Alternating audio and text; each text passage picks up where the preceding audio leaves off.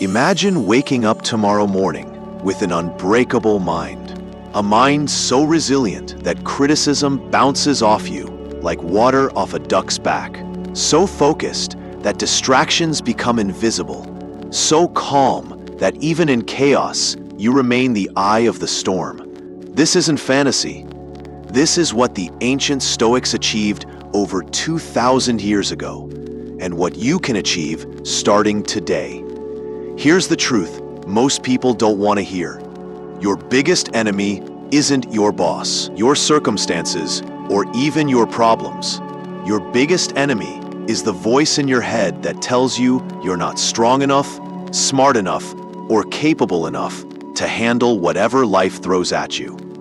But what if I told you that voice could become your greatest ally? That with just 6 simple mental shifts, practiced daily, you could rewire your brain for unshakable confidence, laser focus, and genuine peace of mind. The Stoics discovered something profound. We don't see the world as it is, we see it as we are. And if we can change how we are, we can change everything. Today, I'm going to share 6 mental frameworks that transformed emperors, freed slaves, and built some of history's most resilient minds.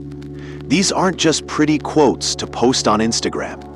They're practical tools that, when used consistently, will fundamentally alter how you experience reality. Let's dive in. Mental shift number 1. I am the master of my inner world. Most people live as prisoners of their circumstances. Traffic makes them angry. Rain ruins their mood. A rude comment destroys their day. They've handed over the remote control of their emotions to everyone and everything around them. But here's what Marcus Aurelius, the most powerful man in the Roman Empire, understood. You have power over your mind, not outside events. Realize this, and you will find strength. Think about it. Right now, somewhere in the world, someone is getting promoted and celebrating. Someone else is getting fired and devastated. The same event, completely different emotional responses. Why? Because it's not the event that determines your experience, it's your interpretation of it. When you wake up tomorrow and something goes wrong, because it will, pause, take a breath, and remind yourself, I am the master of my inner world. This situation has no power over my peace unless I give it that power. Your boss can control your schedule, but not your attitude. Traffic can delay your arrival, but not your composure. Critics can question your work, but not your self-worth. The moment you truly internalize this, you become unstoppable. Mental shift number 2. This breath is my universe. We live in a culture obsessed with the future. We're constantly planning, worrying, anticipating. Yesterday's mistakes haunt us. Tomorrow's possibilities consume us. And meanwhile, life, real life, is happening right now, and we're missing it. The Stoics called this the discipline of desire. They understood that happiness isn't found in some distant future achievement or in erasing past mistakes. It's found in this moment, this breath, this heartbeat. Seneca put it perfectly. Every new beginning comes from some other beginning's end. But here's the twist. Every moment is both an ending and a beginning. This very second is the end of your old self and the birth of who you're becoming. When your mind starts racing about next week's presentation or last month's embarrassment, bring it back. Feel your feet on the ground. Notice your breathing. Tell yourself, this breath is my universe.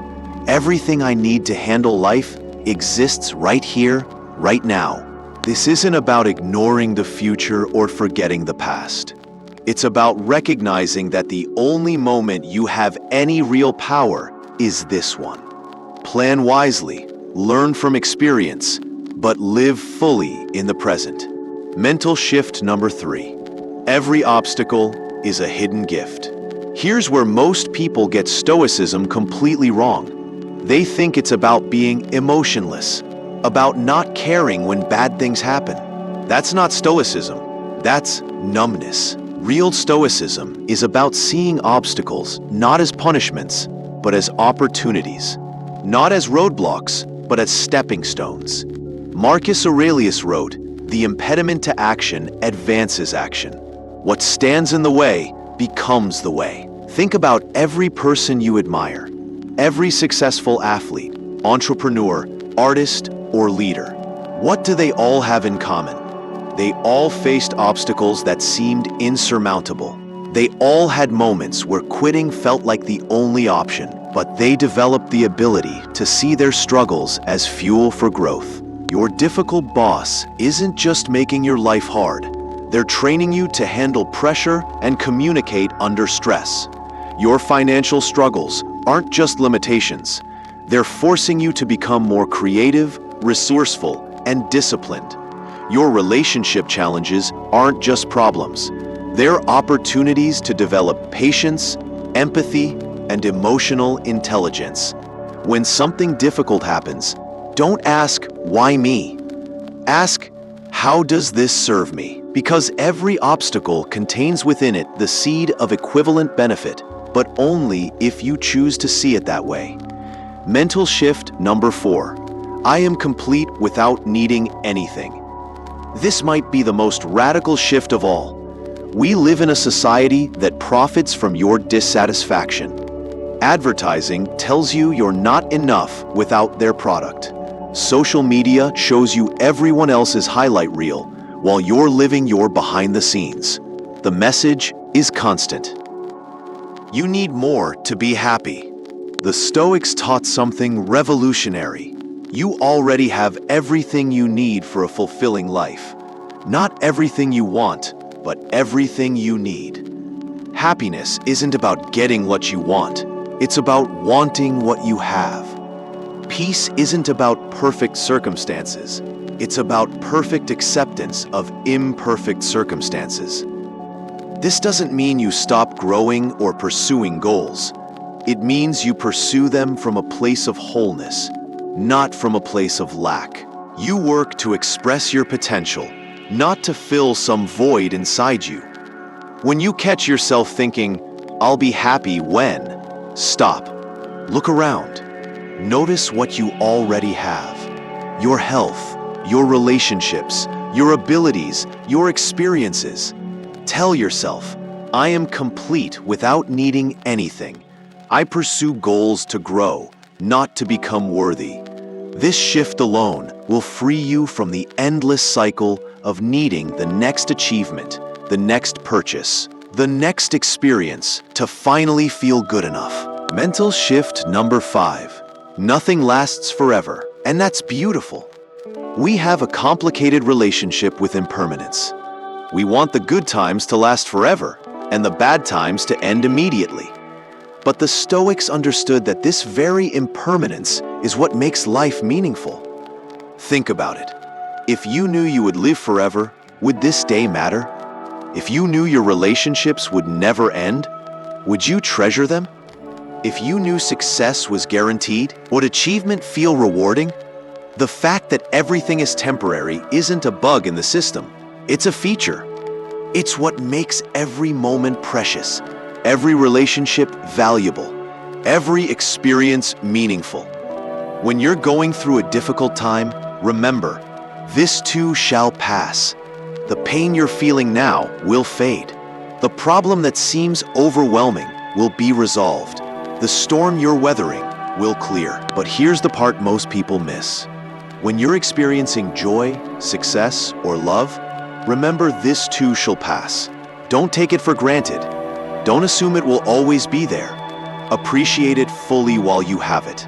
The Stoics practiced negative visualization, imagining losing what they valued most. Not to be pessimistic, but to be grateful.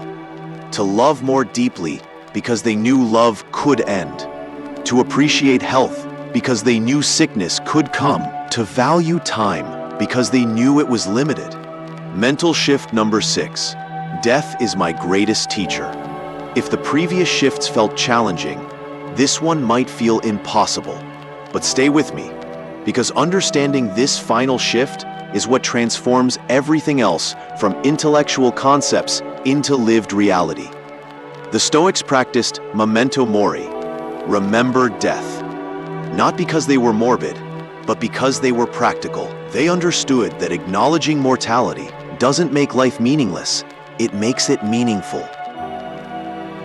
When you truly accept that your time is limited, three things happen instantly. First, you stop wasting time on things that don't matter. You don't have energy for petty arguments, grudges, or trying to impress people you don't even like.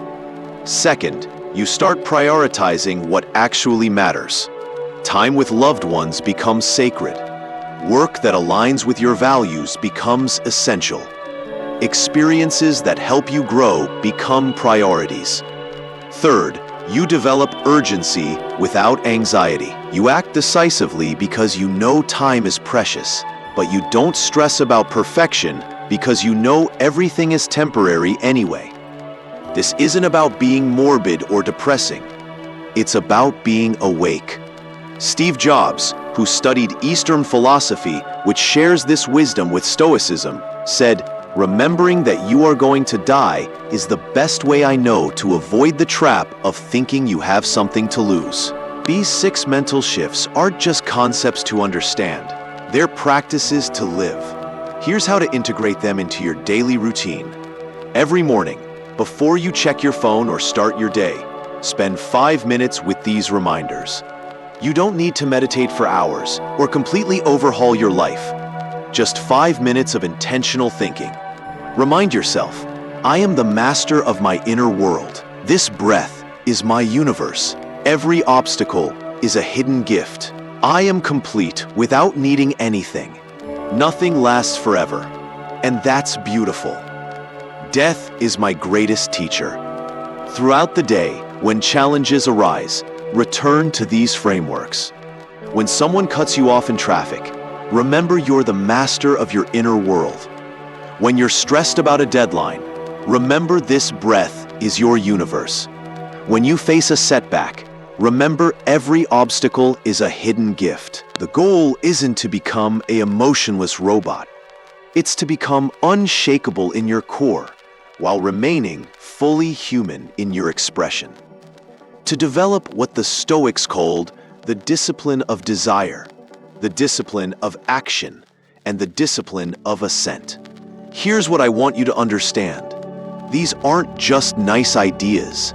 They're not philosophical theories for academic discussion. They're practical tools that have been tested by some of history's most resilient minds and proven to work.